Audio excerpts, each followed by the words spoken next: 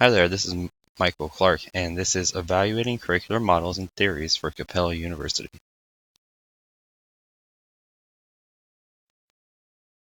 Welcome to my TED Talk. This is Mr. Clark, and I am presenting live from Orlando, Florida. The topic today is evaluating curricular models and theories through the lens of an educator, and the educator being myself. A little bit about me. I'm your presenter, Mr. Clark. I am living in the United States of America, and I teach at a Title I school in DeLand, Florida. I'm also the CTE program assistant. I teach grades 6 through 8, and I'm all about hands-on learning in my educational setting. A little bit about the demographics of my school.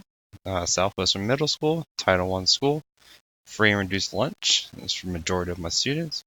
And the demographics are white 47%, black 25%, Hispanic 22%, and other 6%.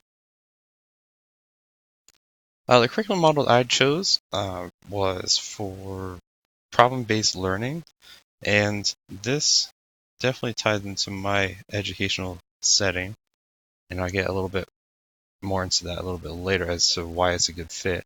But the problem-based learning model is basically based on a shift in pedagogy to make science learning meaningful and more focused on learning science by doing. So instead of the traditional textbooks and lectures and taking notes, there's been a shift to more of a hands-on approach. However, some tensions do occur between district administrators, district personnel that may not see the overall picture, and they may be stuck on strict science sequencing of like curriculum maps and pacing, which is all great, but for the real world problems and the hands-on approach in my educational setting, you might have to get some of the district administrators on board and some of the other subject areas that are trying to get the integration for the project-based learning or problem-based learning model to occur sufficiently. And some people are stuck in thinking that you have to meet every standard every day, and it has to be in the order that it says on the curriculum map. And you can still teach the standards effectively with problem-based learning if you have buy-in from your students, your other teachers on your team, your community, and your parents at home, and administration.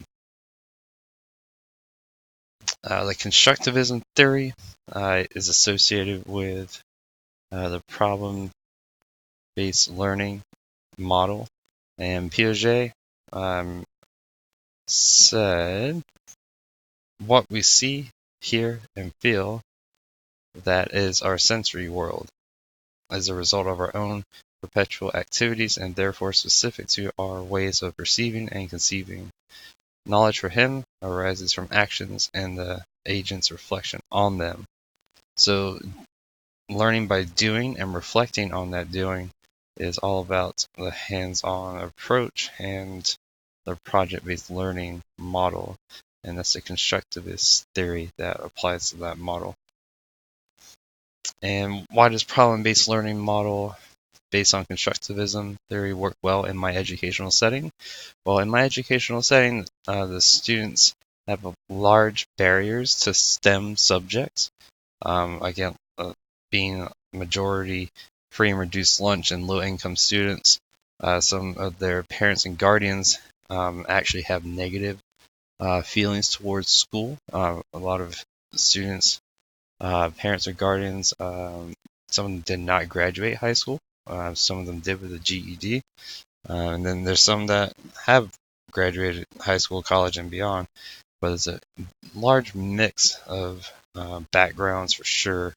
And the students that have low reading scores on state standard or standardized tests have a huge disadvantage too for getting anywhere near the higher level math and science, even in the middle school setting that we are in.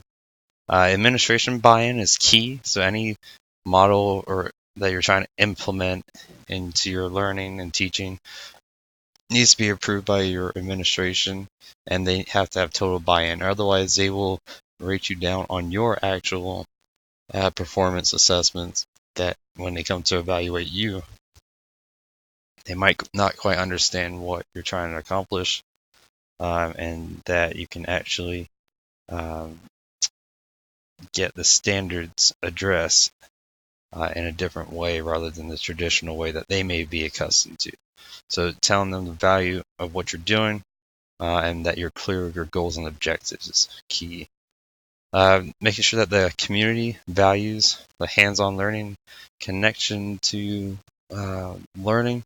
For example, the Volusia Manufacturers Association has a big partnership with our district, and they've even partnered with my classroom to provide us with, for example, our 3D printer to integrate into our project-based learning.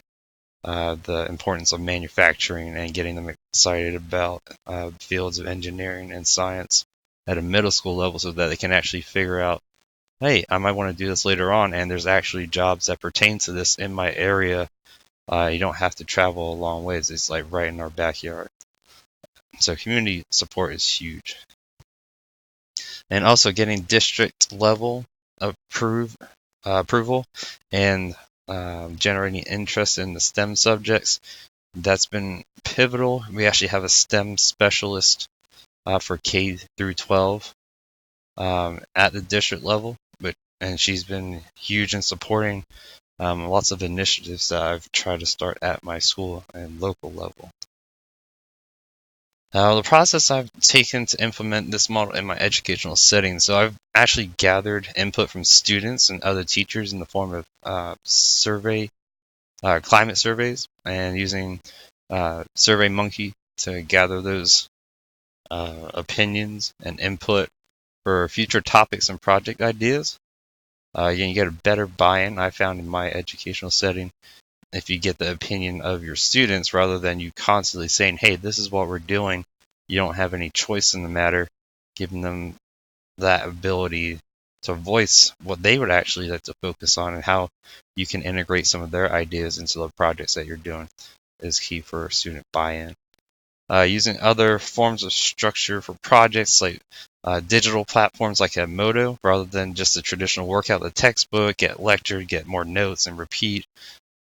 Just in a different format can help try and get rid of that initial stress of, oh my gosh, I got to do 20 chapters in the textbook. And then if they see it in a digital format of like a social media layout like Edmodo that looks kind of like Facebook, they're less likely to be scared off right off the bat of the amount of work that they have to do. And implementation of a school-wide STEM day is something I've done personally at my educational setting to generate awareness and the ease of hands-on learning in the classroom. A lot of teachers, when I started this, they were stuck in their ways and like, I don't want to do anything that's hands-on because it's going to take extra time and money out of my pocket. And then I set out to prove them wrong. I got all the materials that they needed. I prepped everything for them. And then I said, hey, pick a standard that you would like to introduce or remediate. And we're going to build a lesson around it. We're going to do something hands-on that their students can do so that they can try and get that content in a different way. And we've done it every year since I think 2014 was our first one. And every day on that day, administration's on board. There's no official evaluations on that day that happen. So it's just a stress-free day for teachers to explore learning in a hands-on approach. And the goal is to get them thinking about problem-based learning and teaching as opposed to their traditional ways that they may have been stuck in. And this is something that is a personal project of mine that I've been pushing over the years. And project-based learning is not for everyone. It does take a lot of buy-in, and at first, again, you're trying to convince some people that are stuck in their own ways of doing things and not really open to change. I've been lucky in my setting that I've had administration that's behind that way of thinking. So the project-based learning has been something that they support.